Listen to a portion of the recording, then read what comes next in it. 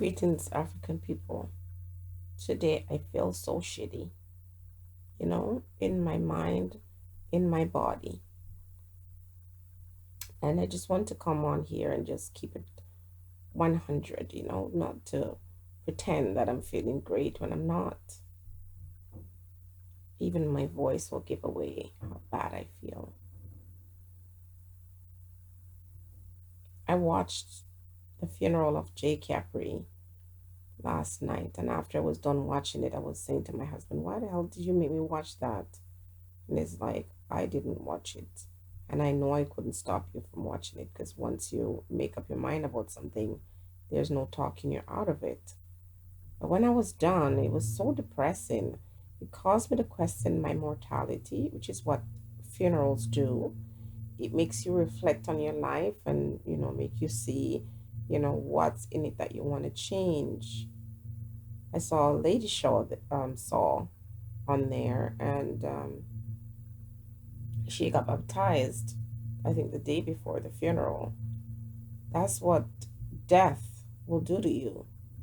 Make you question everything that you know, because it's an emotional thing.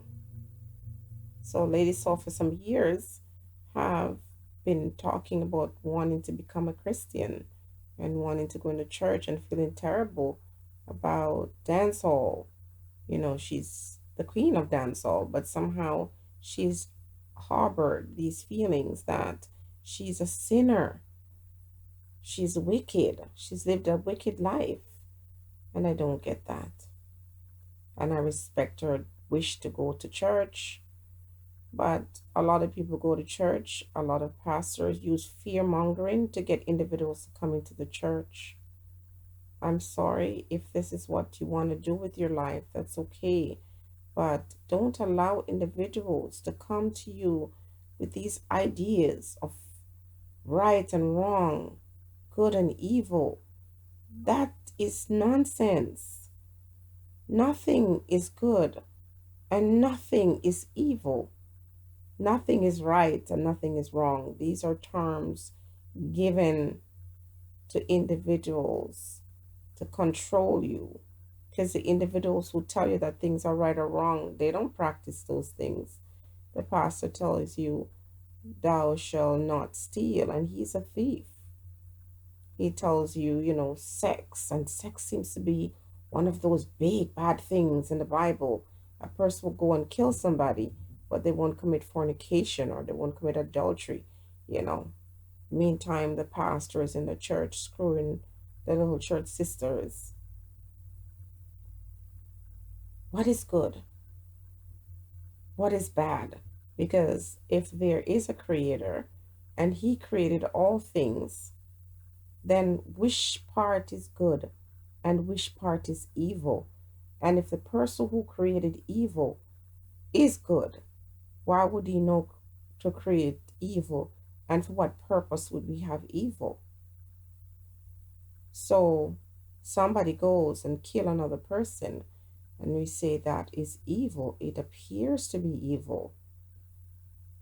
But then the Bible is filled up with stories of individuals like David, who went around and killed all kinds of people, going in the scriptures and saying, after he asked the family for food and they didn't give it to him, and he went to the house and he told the wife that if she didn't give him food to go feed his men in the fields, he was going to kill everybody and he wouldn't leave not even a dog to piss against the wall.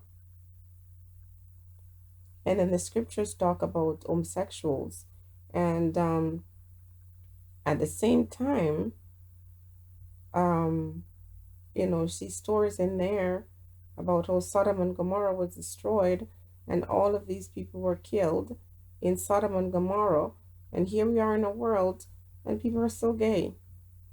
What's the story? So I don't think individuals should become so emotional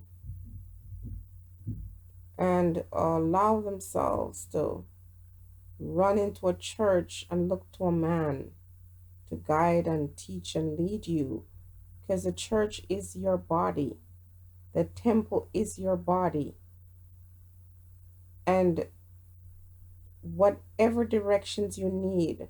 That's why you have a mind. You have a mind. And if you listen carefully, you all know what I'm saying is true. You all know that you leave your house, and when you come out of your house on your way to go somewhere, something tells you to go back and get something. When you get to your destination, that's the first thing that you needed. You know that. You girls know that you meet a guy, and after you're going out with him for a little while, something in your gut tells you, this guy isn't right. But you know, you like him because he's cute or he's like good in bed or something. And you're just like, okay, I'm going to ignore that. And the very thing that you were suspicious about, you found out to be true. No pastor told you that. No scripture told you that. Your instincts, if we can say people have instincts, but that small voice teaches us. We don't need the church for survival. We don't need a pastor. We need to be in tune with that thing inside of you. So there's a thing inside of me that for many, many years have been telling me that this is not where you ought to be. But there's a thing called fear. Fear is a root of all things. It is fear of the unknown. Someone said, no, people don't fear what they don't know, but some people just like to stick with the routine. They like to stick with what they know. And if they're not sure it's going to be 100% in their favor, they don't want to take that chance. But I say it's good to take risks. It's good to take chance. And it's not good for us to always come back to that place where everything has to be resolved with the Bible, what the Bible says. So there are more lessons there, but there's no evil. Dancehall is not evil, Lady Saw. Dancehall allows people to understand the psychology of a people who are trapped in environments that keep them suppressed and oppressed. Dancehall is very sexual, but if you look at some of the moves and the rhythms of dancehall, they are African. The movements are African. Now, of course, there's some people who try to introduce some pornographic elements to dancehall. You know, dancehall was not really about pornography, but it was very sexual. It's always been. And so, if this lady wants to move on and do something else with her life, my blessings I give to her. But I don't want her to enter that space and condemn all of who she was, because that will inform, if she becomes a gospel person, that experience in dancehall will inform who she become as a gospel person. Embrace all of who you are. The liar knows the danger associated with lying, so he can therefore be a better person. The thief knows the ramification of being a thief, so he can then teach someone how to be honest. I don't think there's good and evil in the world. I think these are balancing forces. Without in, there's no out. Up, down.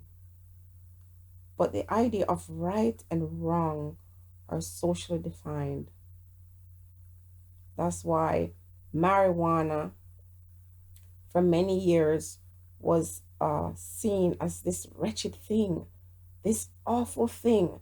Rastafari got damaged and destroyed and beaten and kicked and ostracized for smoking a little spliff. You know something? I don't smoke. I don't smoke. But I have no problem with anybody that smokes. And I've never had any problem with the marijuana plant. I never ever believed it was a drug. I never believed it. I never believed it. But it was demonized as such. So this is the story now about right and wrong, good and evil. You know, the marijuana was that plant that was demonized, and individuals associated with the marijuana plant, like the Rastafarians in Jamaica, were treated like dirt and beaten. And Coral Garden, do your research and find out what happened to Rastaman with the Coral Garden situation. And I live to see people coming from California coming to Jamaica to have marijuana festival. What kind of, only Peter Tosh could use the words that I'm thinking right now. Festival, a marijuana festival. And Muta Baroka is one of my icons, man. Love that man. I look up to him, I respect him, I love his fearlessness. I saw him interviewing a gentleman talking about the marijuana festival, and I thought to myself, Mota, you shouldn't have even been involved in that thing. That man should not have gotten 5 minutes of your time. Because here Mota was telling this man, yeah, man, I'm so glad to see this festival. It took a white man to go to Jamaica to free up marijuana. The same white individuals who told them all these years that it was a drug and it was awful. And now that it's convenient for them, they're coming here to tell you that the marijuana is good for you. CNN breaks the news and start to get this little guy. These guys are serious, man. They're serious, but in a very dangerous way. Look here now. See, I start feeling better because I was feeling shitty. And all of a sudden, man, I feel like awakened because now this marijuana business is kind of waking me up. So, guys have died for a spliff in Jamaica. These people, a lot of people in the world really need some awakening. Really need some awakening because you were beating the Rasta man. You were killing the little guy, I forget his name now, just a year ago or so, was murdered for a spliff. And then you have the audacity to be having marijuana festivals in Jamaica. Have you freed, by the way, Prime Minister Portia Simpson, my sister, have you freed all those people in jail that are guilty of smoking marijuana or having sold marijuana? Because if you have them in jail, they all should be freed right now because you have marijuana festival in Jamaica. And for a long time, I remember seeing a little hotel, and I'm gonna search for that place and put it up in the link, that people went there to smoke some marijuana spliff, big like 2 feet long, in hotels, and they were posting it on YouTube. There are people going around looking at strain hunters, they're called, going through people's marijuana plant. That's the next thing. I think these guys in Jamaica are so stupid. You're planting your herbs and you're bringing white man through your field, showing white man. You guys are so dunce and dumb, bringing them through the field, and it's still illegal. Marijuana is not legal in Jamaica now. The Rastafarians are allowed to use it as their sacrament. A small amount of marijuana, you won't go to jail for. You will still be cited. It's not legal. And now Jamaica has run forward to go and license themselves, like the university people run together. These people are like vultures, and they always exclude the small man because here it is, these guys are hidden for years and suffer beaten and beatings, and their marijuana fields burnt down and things like that.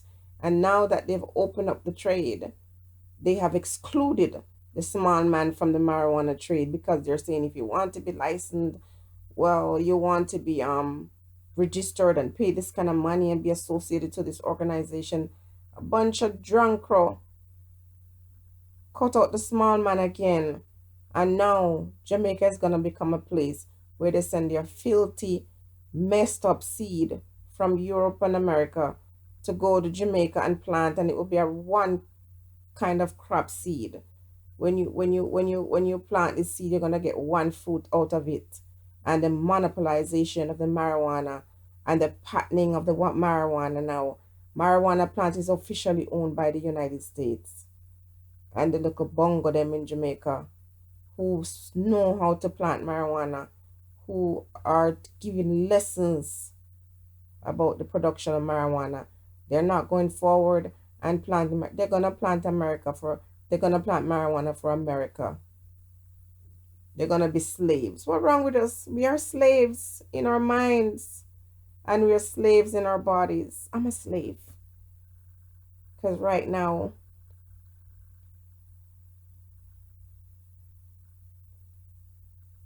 I want to go home.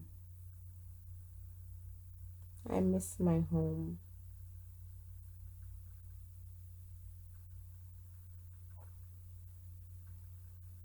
Marijuana is patented. A part of it is patented by someone in the United States. Wow. And the Jamaican government has chastised and abused individuals. So the very plant that they now come will come to produce for the United States. Whoa, whoa, whoa, whoa, whoa, whoa, whoa. Can't blame the Americans and the Europeans. They are powerful in their mind in the sense that they know what they want and they go after what they want. But they convince us, or we allow ourselves to be convinced what is right and wrong, what is good and evil. These terms or ideas are forced upon us, and we embrace them. So I don't want to judge anybody. If someone does something to violate my rights as a human being, you know, I deal with it accordingly. But I don't want to tell people how to live their lives. This is why I shy away from the whole debate about sexual orientation. There are things about it that is not right for me as a person, not what I want to do. And there, even with like interracial marriage and things like that, I don't try to tell people what to love and who to love. I just don't care. I just feel like people want to do what they want to do. What is right for me is subjective. What is wrong for somebody else might be right for me.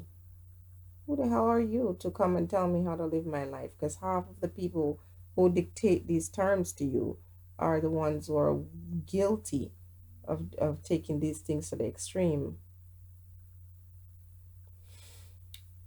Rest in peace, Jcapri. You came, you saw, you experienced, you died, and I don't know if you were able to fulfill your dreams, but you lived. Is there something in your life that you'd want to do? Something that you would change if you could? I want money, and I'm no longer interested in getting money that is going to just change my financial situation on paper. Because the more money you make in this country, the less you take home. I used to pay $800 every 2 weeks to a union and another 400 and something to taxes. So it looked like I was making good money. But I wasn't. $800 to a union that doesn't shit for me, doesn't do nothing. When I called them and told them what's going on, they forwarded my email. When I emailed, they forwarded my email to office and I never heard from them again. $800 every 2 weeks I paid to these guys. Donald Trump declares bankruptcy, and a person, you know,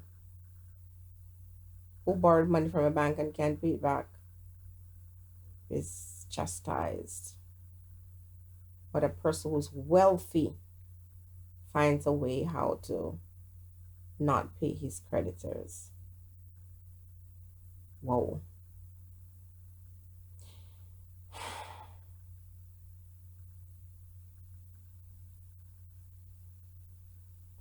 As I question my own mortality, I realize that everything is in the power of my hands to do. And I can't wait for anybody to do it for me. I have to do it for myself. Keep the faith, people. Be strong, and if you can't be strong and you fall down, just think in your mind it's still not over. Be blessed, everybody. Think on these things.